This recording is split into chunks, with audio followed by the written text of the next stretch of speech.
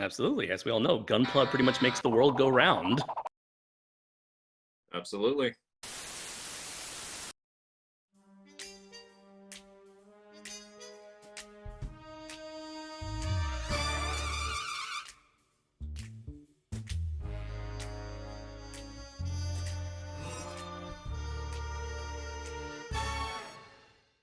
So thank you both for sharing your time. I really, really appreciate it. Andres, I'm a big fan of your work. Oh, thank you so much. I own all of your Mecha comics on my Kindle, and Awesome. I'm really awaiting more on the Kindle. So as soon as you could put them on there, I mean, I know a lot of people are like push to physical prints, but I'm in that tiny Manhattan stereotypical apartment. I cannot fit any more physical in here. There's a reason why it's Converge and not actual Gundams. Oh, for sure. Yeah. Trust me. I understand that like different people have different situations. So I try to make my work as widely available as possible, both in physical and digital formats. And again, greatly appreciate the support. It really means a lot to me. Awesome. Now let's start off with the basics, the introductions. Davis, can you please introduce yourself? Hello, everyone. My name is Davis Madole. I am also a content creator named TitanGoji on YouTube. I talk about tokusatsu as well as anime, and I'm also a huge Mecha fan. Every year, I always do like a batch of like Gundam reviews. So far, I have covered all the way up to Turn A Gundam, and of course, I do plan on going into like C00 and whatnot sometime next year as well. And I also happen to be a certified personal trainer for the International Sports Sciences Association. Just figured I'd throw that in there. It's always fun. I gotta say, Yeah. I started watching your channel when Jazz said, "Oh, he's gonna be doing this with us." I'm like, okay, let me check him out. You got some good content, man. You got some awesome Oh, content on there. And I gotta say, thank your you. voice is so epic. I'm surprised you're not a voice actor. Like, really I've thought interesting. about it. Thank I you. can Thank see you so you either as a lead role or a good villain on there. So I hope one day you're playing around with that because that'd be fun to listen to. Really now. Yes. Yes. No. Andres, what about you? Please introduce yourself and tell us what you do. Of course, sure. So my name is Andres Perez, aka Kaiju Noir on YouTube. Ever since 2012, I have done a lot of movie reviews, as well as podcasts, covering all sorts of film, television, online media, and I have made several videos surrounding the topic of giant robots in the past. And within the last several years, I started my own independent, self-funded, self-published comic book series, Primal Warrior Draco Azul, currently on its third issue right now, all available on Amazon, Comixology, and Kindle. Reed also went into the world of prose writing by writing 2 Draco Azul novels, also available on Kindle and paperback over on Amazon, that being Primal Warrior Draco Azul Full Metal Chronicles and Draco Azul Soulless Blood. And I also helped co-wrote the 5th installment in Matt Denion's Atomic Rex series, that being our crossover, Atomic Rex Ballad of Bravura. And I definitely have a lot of giant robot projects in the works right now. And as you know, since Davis brought up his profession, I am a former Japanese-based English teacher. I taught conversational English in Japan for 6 years, from 2016 all as recently as early 2022, before I moved back here to the good old US of A. All right, so starting with Davis, what was your first experience with Mecha, and what drew you into the genre? Okay, so I'm sure a lot of people can relate to this, but my favorite childhood movie growing up was The Iron Giant. I had the DVD. I would watch it like every day. I would not get tired of it. I thought it was really cool. And then and I guess like as I grew up, I kind of expanded my horizons when it came to the mecha genre, like just kind of slowly getting into it more and more. Because my first Godzilla movie was Terror of Mechagodzilla, which is one that I still believe is like one of the best Godzilla movies out there. And I remember going to see Rocky Balboa with my dad, and we saw the trailer for the first live action Transformers movie. Now, I have heard of Transformers in the past, but there was just something about this one that just really like caught my attention, and eventually I became obsessed with Transformers. And as I like got older, especially during like high school and college, I watched shows like Evangelion. Andres, got me into Gundam, and it was also like around this time where I I've come to realize what this particular genre like meant for people, because a lot of these stories utilize technology, normally in the form of giant robots, as an extension of our humanity. You have shows like Evangelion that talk about human behavior and connections through the use of machines. You have movies like the first live action Transformers being a story about coexistence and what have you. And it was also when I came to realize that the giant in the Iron Giant eerily looks similar to Tetsujin 28. So yeah, that's pretty much my brief history when it came to mecha and how I really got into it.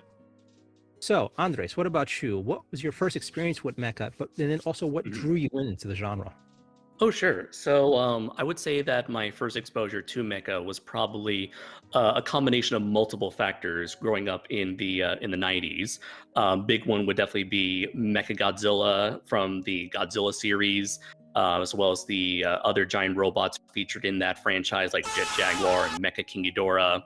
I was already a fan of giant monsters, these big, giant, humongous behemoths that are able to tear down civilization like it was nothing. And so the idea of like machines being capable of wielding that same like awe-inspiring, almost terrifying power was like equally fascinating to me. So like even like growing up as a little kid, the giant monsters and giant robots, the appeal of both of those subjects always went hand in hand for me. And that later branched off into Power Rangers, where I guess I would say that was like my first real big exposure to like mecha focused entertainment, with like the Megazord, 5 machines combining as one, forming a physical representation of the unity of these characters' teamworks, how they function together as a team, that together they could accomplish more than they ever could as individuals.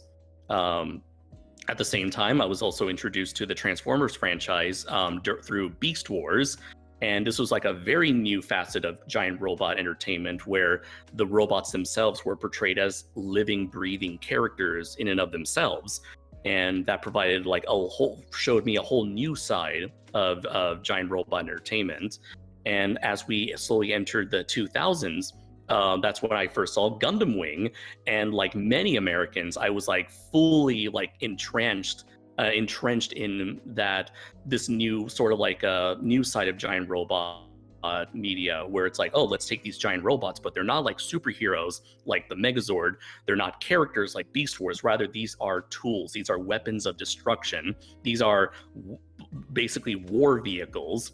And so just seeing the complexities of this war drama unfold in such a spectacular and flashy way, it was like seeing all these different takes on the concept of giant robots. That's pretty much like by the time I watched Gundam Wing, that's when I was like, okay, I am all in on this genre. And as the years went on, as my access to the internet grew, that's how I eventually fell down this rabbit hole and became fell deeper and deeper into the mecha rabbit hole. Next question: how has mecha affected you? Like this, obviously, it seems like both of you were exposed to this pretty young. How's it affected your lives? How's it, grown with you? I'll start with Davis. It's the reason I'm broke. I mean, I briefly touched on in the previous question how like how in many ways the mecha genre is a reflection of our own humanity, and and you know, growing up with stuff like the Iron Giant and Transformers, it's really made me think about like how and where technology will take us going forward in that sense. And aside from that, I've like it's also kind of gotten me like deeper into my interest when it comes to Japanese pop culture. I mean, the reason why I got into Godzilla was because of Terror of Mechagodzilla, and because I got into that, I got into stuff like Ultraman, Kamen Rider, so on and so forth, and eventually have a YouTube channel where I talk about you know, all this sort of stuff, and I have a mascot, which is a giant robot. Awesome. And what about you, Andres? I would say like for me, like I was definitely like very fascinated when it came to Japanese culture, Japanese media, and like mecha anime pretty much was like a huge part in my fascination with Japan in general. That alongside tokusatsu properties like Godzilla, Kamen Rider, Super Sentai, Ultraman. And well, yeah, I definitely was a big fan of anime, especially like the shonen genre. But more than anything, if there was ever like a mecha anime series I would watch, 9 times out of 10 it would feature a giant robot in it. And really, it was that fascination with Japan that made me want to learn more about it. And that was definitely a big motivating factor in that led me to eventually traveling to Japan and living there and working there for a little over half a decade. And being already familiar with not just anime in general, but just like all these different forms of media, Japanese media that I have consumed all my life, that did help me sort of bridge the cultural gap between me and my students. Like for instance, whenever I would talk to any of my students who were like over the age of 40, if I were to ever mention to them that I happen to be a fan of like Mazinger Z, they would be like, you know Mazinger Z? It's like, yeah. And like already it's like, oh wow, this person, this random American from across the ocean happens to know this one thing from my childhood that not even my children know about. So it definitely had helped me to it played a small part in helping me like learn. So it's definitely like it sparked that curiosity with this culture that I eventually wanted to fully dive into and gain firsthand experience from. And it's also what has helped me in some way to form these like these bonds with my students that I will never forget. The other way that it has also the mecha genre has affected me is that it ended up inspiring me to end up creating mecha content of my own when it came to my comics and novels. When I first saw Guillermo del Toro's Pacific Rim way back in 2013, hard to believe that that's almost 10 years ago now. I saw that and I was like awestruck by the fact that there was this movie that really tapped into that like inner child in me, like making me like super happy and excited and giddy all at the same time. And when I also happened to learn that this director happened to be Mexican and grew up on giant robot stuff like me, I was like, oh wow, you know, if this guy can do it, what's stopping me from doing so? And eventually I end up discovering more creators such as James Biggie, Keith Foster, Christopher Martinez, Matthew Denian, all these individuals who are all creating their own giant robot or giant monster content that showed me like this sort of stuff is possible both on like the large scale and small scale. And that's when I decided, you know, this looks like a really fun endeavor and I want to try my hand at it. And I just pretty much took everything that I loved about giant robots, specifically the old school 70s, 80s super robot genre, a genre that I don't see much representation these days. I decided to look to that portion of giant robot media specifically, you know, your Mazinger Z's, your Getter Robos, your Guy Kings, and sort of infuse that with my own sort of like cultural heritage and personal experiences to create this passion project of mine. And it has been an incredible journey ever since starting this venture, since it has allowed me to connect with other giant robot fans and connect with other people all over the country, meeting new people, new creators, new fans, new followers, and all that stuff. And it's been an incredible journey so far. And I feel like I'm only getting started when it comes to this. Awesome. That is crazy cool. So let's start off with you, Andres. What's your guilty pleasure mecha, and why do you feel that way? Yeah, so this was a very tough question. So if I had to choose one, it would have to be, this would be like a very offbeat answer, but it'll have to be SD Gundam Force, if you happen to remember that during the whole Toonami Gundam period. It doesn't get much too talked about. It doesn't get talked about these days. Most people tend to remember Wing, G, Gundam 79, some of the OVAs. And then like in the middle of all this is this random CGI show that sort of like pays homage to like the three factions of the SD Gundam franchise. And like looking back on it, like I remember like I watched it and I was like so weirded out by the animation, because it was like not only was it CGI, but it was also mo-capped. So like you had a lot of like the like kind of like imagine like the awkward way like those Robert Zemeckis movies would, some characters would move like too fluidly, and like it's especially weird because like they do the same thing with the Chibi Gundams, except their proportions are not at all like what a human being should look like. So seeing like human mocap performances applied to Chibi characters is like the weirdest thing ever. But once you get past like a certain point in the series, you end up seeing like a lot of heart and charm put into this show. And especially like if you're a Gundam fan, specifically a fan of like the Universal Century stuff, Gundam Wing and G Gundam, there are tons of references and Easter eggs and little like moments of fan service sprinkled all throughout the series. So like the deeper you go into the show, the more you start to appreciate it as a Gundam fan. So for all its faults, it's like I can't help but get mad at the show or be disappointed at the show. It's one of those things that always puts a smile on my face, and I know it's something that's like not going to apply to a whole lot of people out there. Awesome. I remember seeing SD Gundam a long time ago, just the images of it, and I was honestly almost offended. Like, oh my god, they chibi these things. Why would you chibi Gundam, you evil? What is it? The JoJo joke? Japan, I'll never forgive you. I'll never forget the Japanese. Yes.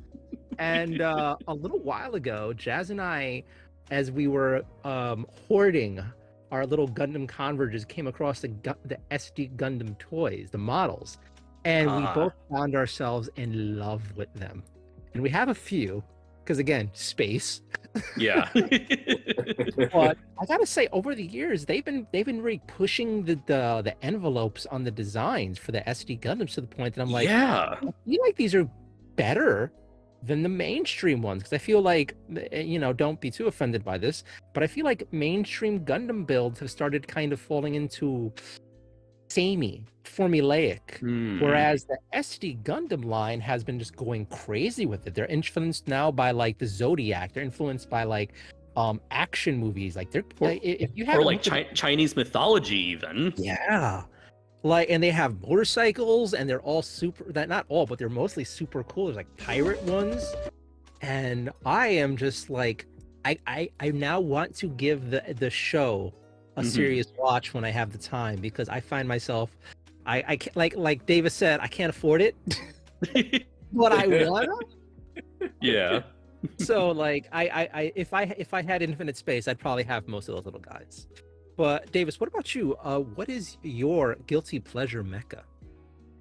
I guess while we're on the topic of Gundam, my personal like guilty pleasure, one of them would be G Savior, the Canadian and Japanese produced live action Gundam film that is canon, mind you, set at the very end of the Universal Century. It's very much what you would expect if Gundam were like a TV movie that you'd see on Sci-Fi. It's not great, but there are some things to appreciate. Like like this whole movie is set during a recession that occurred during the Universal century. So technology isn't as advanced as it once was. The mobile suit designs are awesome. I really love the Boo-Goo and the MSRI as well as the G Savior itself. Aside from that, that's kind of it.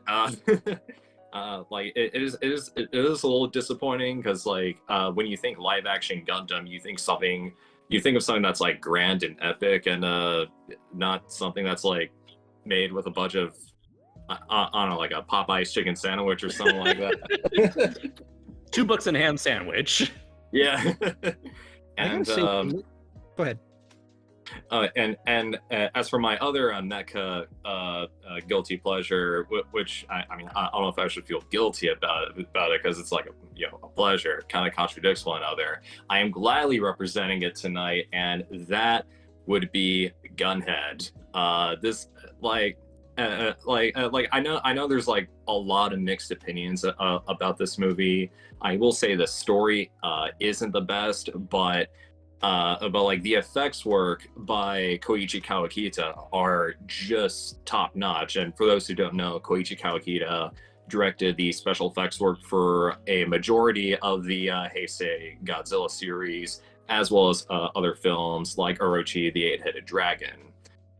So Gunhead definitely has a special place in my heart in that regard. Plus, it also takes the concept of being like a futuristic sci-fi tokusatsu film that's set during like a war against machines in a similar vein as Terminator. And it's not really something you see a lot in tokusatsu. Yeah, you do have like some stories that are like set in like in the future, but not exactly to a level that Gunhead does it, because well, I mentioned Terminator because it is very similar to that in that sense. And it also helps that it was also a Sunrise production, which they collaborated with Toho on. Awesome. I think for me, guilty pleasure wise, I have two things, and like one of them goes on what you said, Davis, that like in a way it shouldn't be guilty because it gives me pleasure, but like I think the first one, which totally goes in the other thing, is my still love and occasional rewatching of some a classic Power Rangers and VR Troopers, a even lesser known one. I remember watching those early mornings when I was much younger, and a more recent one, and this is a kind of conflicting one for me, is Iron-Blooded Orphans. That's a great show, in my opinion. It's both a brilliant show and a horribly frustrating show by the way it was done. But I still find myself going back and rewatching certain moments because they were so epic. But I'm torn because it was like brilliance and then rushed and almost ruined, personal opinion. But it's still... Sure. Jasmine knows my feelings as we watch this together. So she comes in and she's like, why are you watching that again? You hate how it turned out. I'm like, I know, but like the Hunter of Angels episode when Barbatos Lupus, goes after the giant machine himself solo, and then a few of the other big moments I go back to, but it's like, I can't stand to watch too much of the rest of the series because how it played out. But I keep going back and rewatching certain scenes from that, but like, oh, that was so badass. It's definitely a real, like, sorry to interrupt you. It's definitely like a real tearjerker of an ending. Very heart-wrenching. It wasn't until, and Jazz put this out when we were watching it earlier, it's like, this is, I feel like I'm sad most people didn't seem to catch this, but this was a story of the villain side of things. They were the bad guys. They always were the bad guys. And they got the bad guy, for the most part, ending, and even how they're still, their ending even is kind of bad guy-y.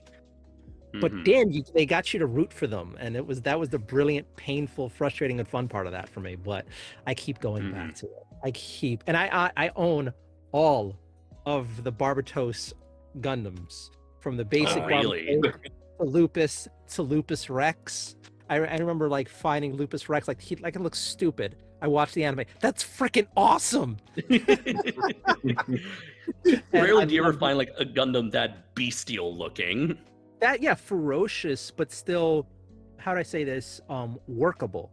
Because whenever you see like far out designs like that, I think back to the fighter Gundam show whose name escapes me.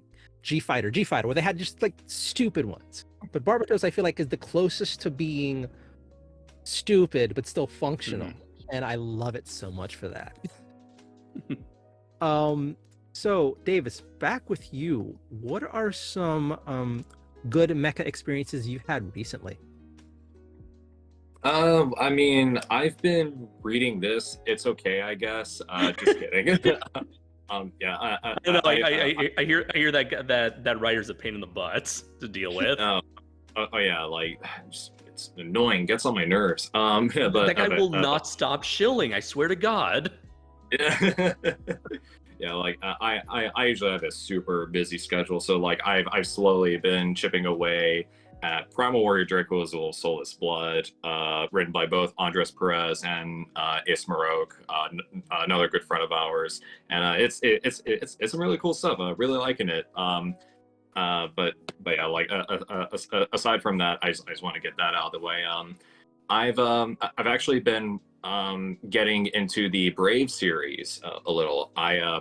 Recently I finished Gal Gaigar, which is absolutely just phenomenal. Like I really like that show. But when it comes to the Brave series, I watched Gal Gaigar first. Then I decided to go all the way back to the beginning with X Kaiser, which is also like super fun. And for those who are not familiar with the Brave series, it essentially came to be when Takara basically had some unused Transformers designs that they just wanted to make something out of them. And the first of these shows was X Kaiser, which, going back to the whole Transformers connection, the villains in X Kaiser, known as the Geisters, are basically redesigns of the Dinobots. And whenever you look at them, you can totally see that. So basically, what the story of X Kaiser is that there's a sort of like a intergalactic police force that are going after the Geisters because they're basically like villainous treasure hunters, and the main robot X Kaiser befriends a young boy named Toka as they pretty much have all these like cool adventures, trying to take down the Geisters and whatever weekly scheme they have at that time. But most of the fun in X Kaiser comes from these set schemes that the Geisters come up with. Now the Geisters, they're not exactly like these super complex villains, but they're also like really funny because basically how they come up with their plans is that they watch TV, and while they're watching TV, it's usually one or two things. One is that like someone mentions that there's a thing that is like a treasure of something. They call something a treasure, and the word treasure triggers them into thinking, oh, that's a treasure, we got to go get that. So there are episodes where someone says, oh, this bullet train is the treasure of Japan, so they go try and steal a bullet train. And there are other times where they try to steal a rocket or an amusement park. And then there are other instances where they're just watching either regular TV, whether it's like a movie or the news. They see something that impresses them. Like, for example, they see a news broadcast of a volcanic eruption like happening. So they're watching the news thinking, oh, a volcanic eruption, that looks really cool. We should do something like that.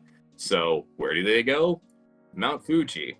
Not because that erupting Mount Fuji would basically mean wiping the country like off the face of the planet. They want to erupt Mount Fuji because it would be cool. But yeah, a little tangent aside. X Kaiser is a lot of fun. Awesome. And Andres, what about you? Any good mech experiences lately? Yeah, for sure. Like, currently, I have been watching Mobile Suit Gundam: The Witch from Mercury. Since we were funny enough, we were just talking about Iron Blooded Orphans a while ago. It was kind of crazy. I was really surprised, honestly, the fact that we were going to get another televised Gundam series for the first time since Iron-Blooded Orphans, since everything we have gotten up to this point were all like Gunpla focused shows, Yeah. the Gundam Build Fighter stuff. And I've been watching it, and I've been enjoying it a lot so far. I was very intrigued to see that they've sort of taken this franchise, which was for the most part normally depicted as a war drama, and taking the sort of basic elements of Gundam and reinterpreted as a sort of like half high school drama, half corporate drama, where you got like these kids in a military school, but they're also like forming their own company and dealing with the sort of backstabby nature of that corporate environment. In the meanwhile, there's been some like very suspicious, potentially messed up stuff going on in the background. And so like me and several people who I know who are currently watching this series are thinking to ourselves, we're all thinking to ourselves, it's only like a matter of time before like Pandora's box is open and all hell breaks loose. The only question is, when is this going to happen? So yeah, I'm currently so far enjoying what I've been seeing so far, and I've also been intrigued to see how Gundam tries to stay relevant by completely reinventing itself to suit modern day audiences. Given that the mecha genre isn't as prevalent as it once was, say 10, 15, 20, even 20 years prior. But I will say, like, one of the biggest joys for me when it came to recent mecha genre happened last year when I saw the I think it was like 12 or 13 episode series Getter-Robo Arc, which was an adaptation of Ken Ishikawa's manga, specifically the final saga in Ken Ishikawa's Getter-Robo saga, a manga that he had been writing since the early 70s with his buddy Go Nagai. And after taking a break in the 80s, he came back with continuing to make new Getter-Robo stories. And unfortunately, he passed away before he could properly finish Getter-Robo Arc. So when it came to the adaptation of this series, I was very much so like wondering how were they going to pull off this unfinished story. And also, I was like, a lot of people who have seen it, they would complain that the animation isn't all that great. And that was for me to be expected, because this was like a very, very, very niche project where you have a niche chapter within a niche franchise within a niche genre of anime. So like something that specific, what I realized was never going to get that big of a budget to begin with. So the fact that this series exists at all is nothing short of a miracle. And I can definitely see that the people they got had previously worked on the 3 Getter-Robo OVAs: Getter-Robo Armageddon, Shin Getter-Robo versus Neo Getter-Robo, and New Getter-Robo. So these people truly had a passion for Getter-Robo, and that passion can be seen on display. You can see that they were like working extremely hard with what little resources they had at their disposal, and they put together this truly beautiful, loving tribute to Ken Ishikawa's final work, one of Ken Ishikawa's greatest works. And the ending, I felt, was like very, very satisfied, and definitely ended the way you would expect a Ken Ishikawa or even a Go Nagai story would end.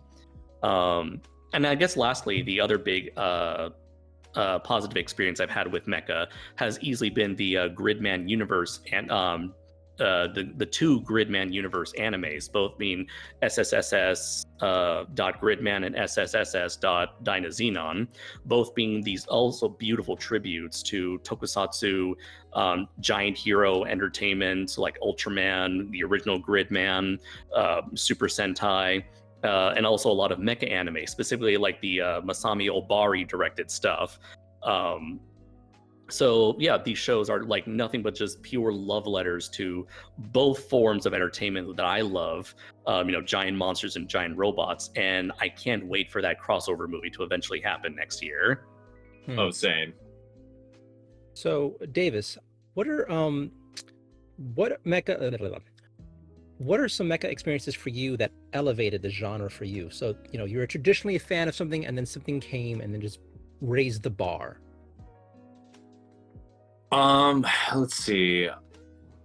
I mean, I was first exposed to Neon Genesis Evangelion when I was in middle school, and that was a show that really helped change how I how I viewed mecha as a whole, which was only helped by watching stuff like not only just Mobile Suit Gundam, but other popular Sunrise mecha works like Armor Trooper Bottoms, which is an amazing show, by the way. Same goes for Space Runaway Ideon. Uh, put it short, yeah, that's pretty much how it went for me. All right. What about you, Andres? Let's see. So for me, that would have to be Tengen Toppa Gurren Lagann. I remember I watched this series when I was just starting college. I was at a point in my life where you were no longer you're no longer the school was no longer holding your hand.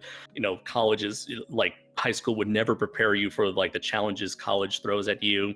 You're at that point in your life where you start thinking about how every decision you make it is going to impact you for the rest of your life, and under all that sort of how would you say the pressures and the challenges that come with living a college life, I came across this beautiful series that pretty much tells you that it's possible to do the impossible, to break through every single personal limit, physical limit, any kind of limit that is keeping you from being the best person you can possibly be.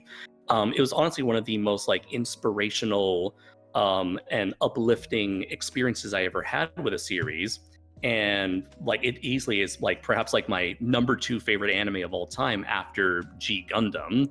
And it wouldn't be until years later I ended up falling in love with Getter Robo for sort of the same reasons, having that sort of similar themes of evolution, of progression, of constantly growing and bettering yourself, becoming a stronger version of yourself every step of the way.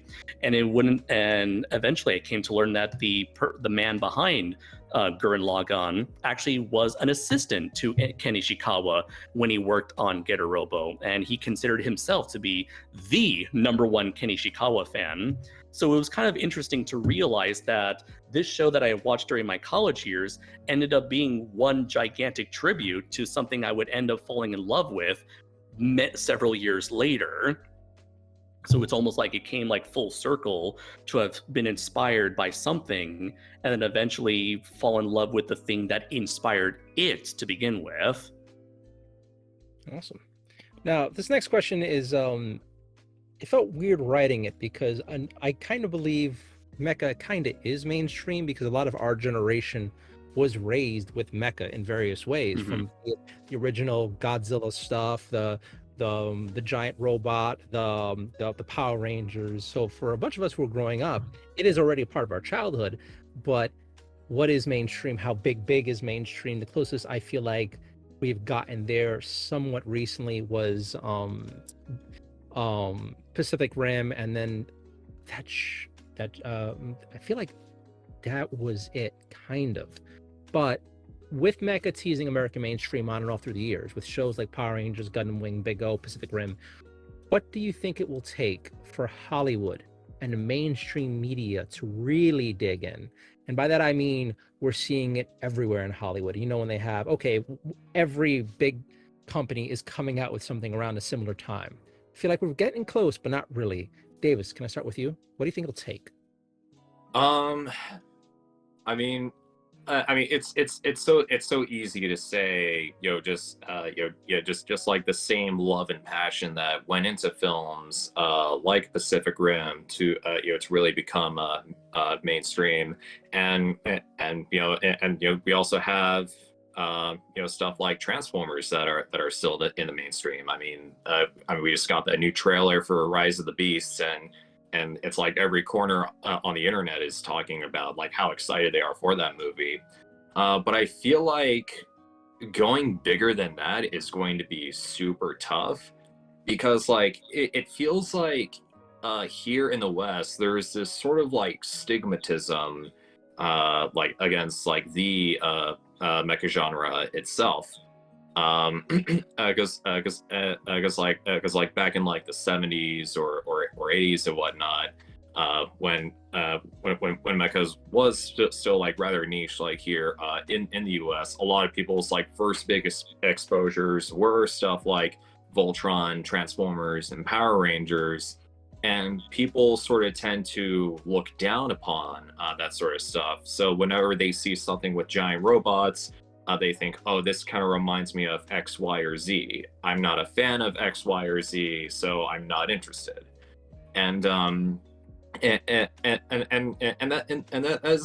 going to be a little tough. I guess to kind of bring up an example of a foreign property becoming slowly more and more mainstream. Even though it's not mecha, but has some mecha elements to it. Subaraya has been pushing their Ultraman franchise globally to a much greater extent, and people would look at Ultraman and think, oh, that looks like Power Rangers, but regardless of that, Subaraya is still pushing and pushing with that stuff, as if they're very much aware of this sort of mindset that that some people who are not too familiar with it would have. So I say, like, in order for mecha to become like more mainstream going forward, I feel like part of it would have to be just I guess you could say breaking that sort of stigma to show that, hey, like, the genre is a lot more than Voltron, Transformers, Power Rangers, and whatnot. Because what you have is an entire realm of possibility regarding this subgenre that's very much capable of telling all sorts of stories, telling all sorts of messages, and what have you. Andre, what about you? What do you think it'll take?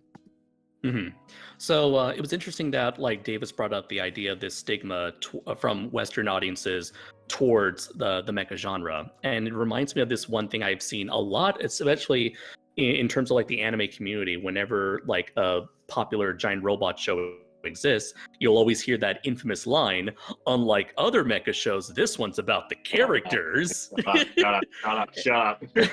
So that really goes to show like what most people's general perception of mecha is, where it's just like all style, no substance, when that couldn't be further from the truth. Even going back to the 70s, Mazinger Z, stuff like Mazinger Z and Getter Robo wouldn't be where they are today. They wouldn't be revered as classics if it weren't for such lively, larger-than-life characters like Koji Kabuto, Dr. Hell, Ryoma Nagare, Emperor Gore. Those characters are like the sort of like the lifeblood of this genre. Going to Gundam. The most popular, most people's favorite character of all time from Gundam is Char Aznavour. People love that charismatic bastard. So like pretty much every single I would argue every single mecha anime out there has always been about the characters. You want the whole appeal of giant robots is the fact that there is a living, breathing pilot inside.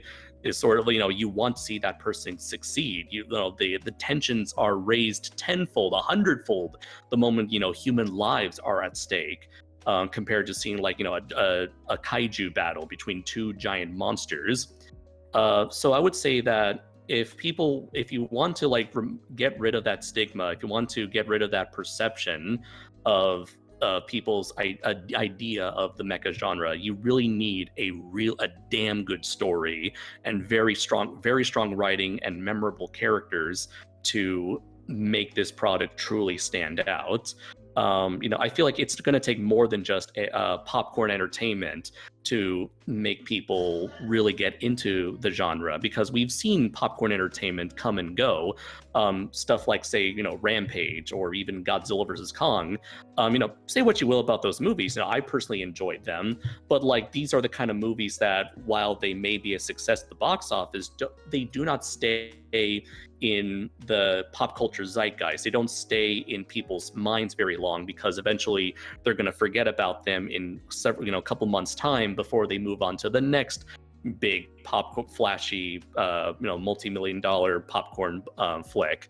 So I feel like having something with a strong script, strong writing, strong characters would make this thing, something like this project, would make that sort of project, that genre, truly special, and would hopefully get other people involved.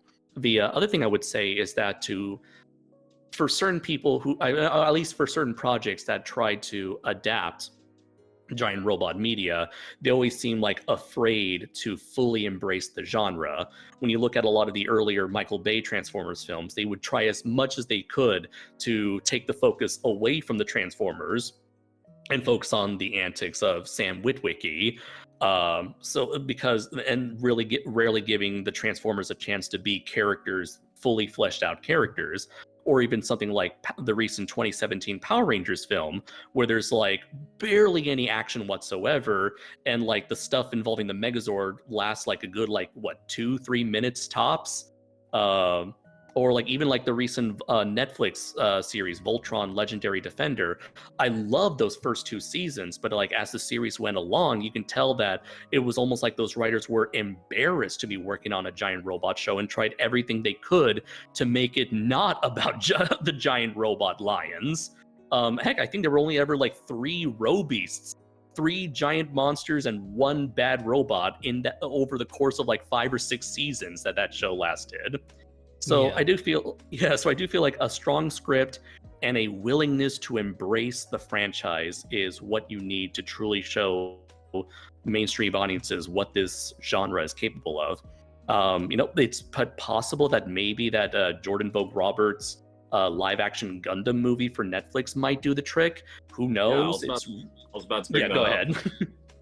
I guess for me, it's way too early to tell, especially since like it's been a year since we got that first teaser image. So who knows what's going on with that project?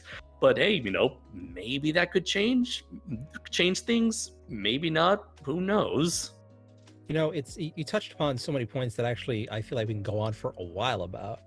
But like one was the writers embarrassed of what they're doing. There's a disgusting trend that taken over mainstream adaptations of beloved fan works where it seems like the writers they got weren't the writers they should have gotten. You always hear this line that's now met with disgust. I'm trying to tell my own story, when it's like, no, you weren't hired to tell your own story. You're hired to tell this story. Right. They try to like hijack a pre-established property and make it their own. Yeah, and you see that a lot with things. And the same with the whole Michael Bay Transformers thing. From my understanding, a lot of the reason that they had it focus on the human characters was just budgetary reasons. Like, it just costs so much for that CG. I'm pretty sure the guy who did the original Avengers, whose name escapes me, I love his work. Anyway, Joss Whedon said that the reason the Hulk wasn't featured as much as they would have loved to have was because it just costs too much money to have that CG happen. And all of this ties into the next thing, and I feel like Netflix is kind of trying. He brought that up, but can American movies or TV shows do mecha properly? Now, let's stick with you, Andres. Sure. I believe that something like Western media or American media can absolutely do mecha well. You just got to have the right people involved who pretty much know the genre like the back of their hand. The 2 biggest examples I would love to bring up are Megas XLR and Genndy Tartakovsky's Symbionic Titan.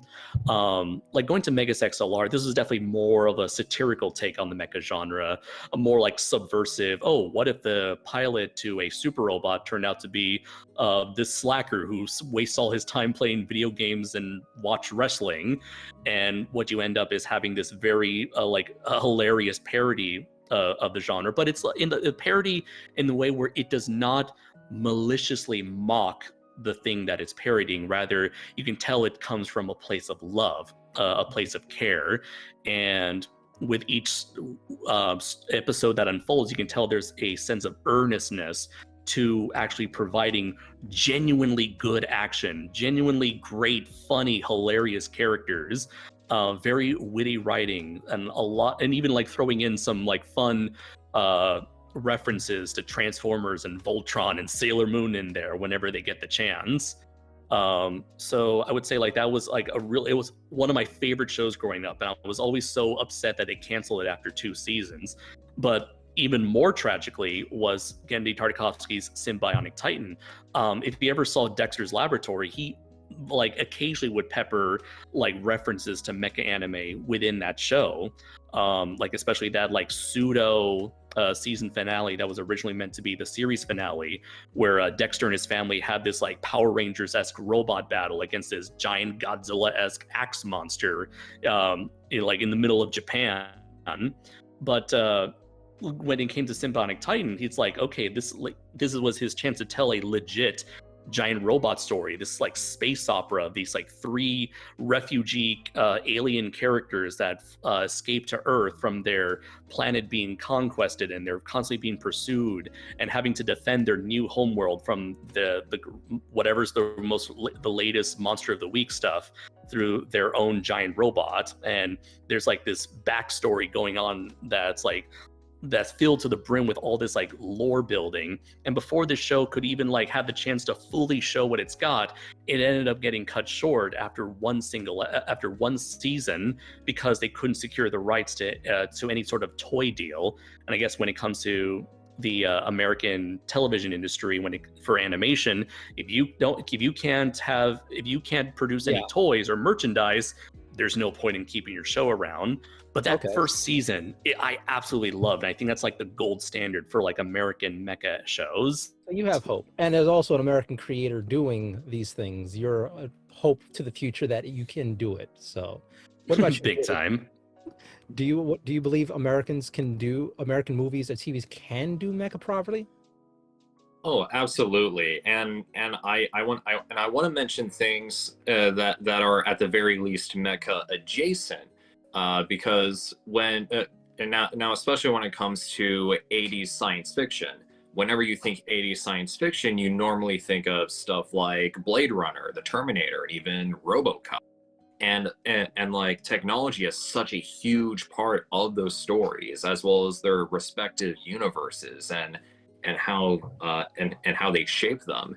And it's even gone to an extent where you have properties like Ghost in the Shell, which is essentially like this sort of like existential espionage thriller that's heavily influenced by the likes of Blade Runner, Terminator, and RoboCop.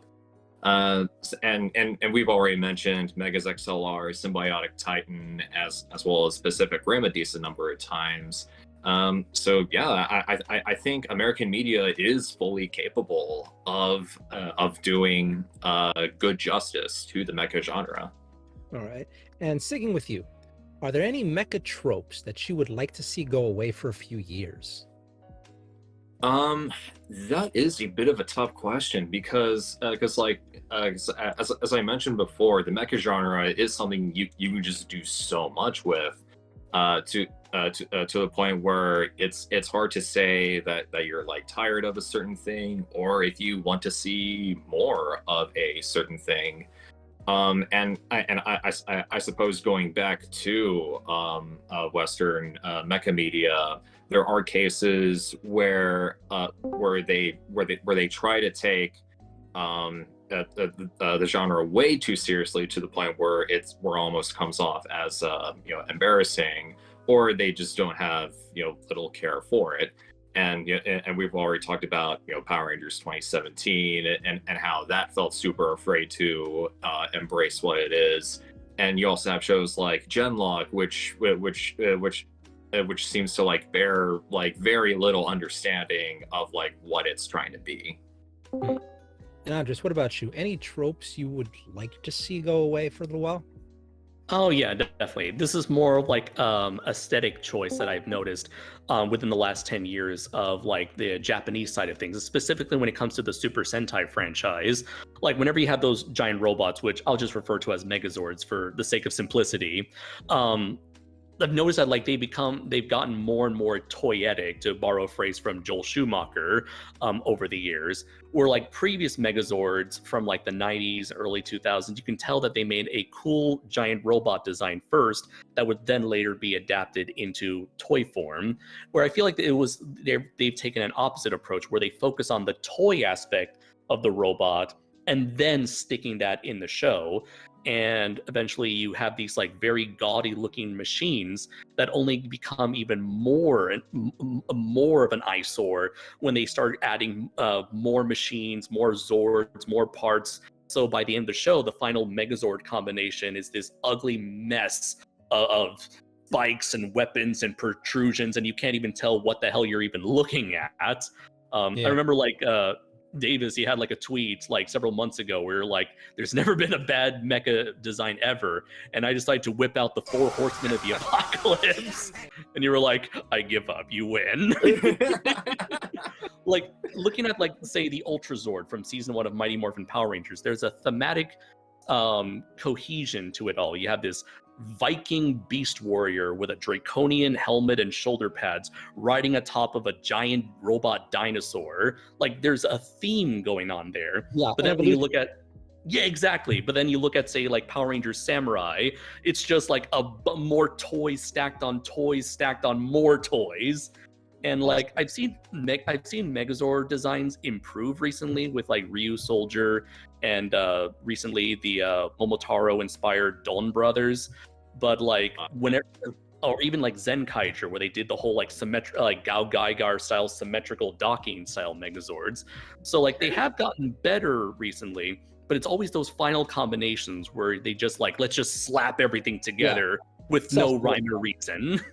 All right. Well, with that, I have to wrap it up. We are at time, but thank you both so very, very much. Sorry to rush it, but this is one of those conversations. No worries. Like, it's so hard to stick to the schedule because, oh my God, I want to bring points. I want to ask more. I love having you two on.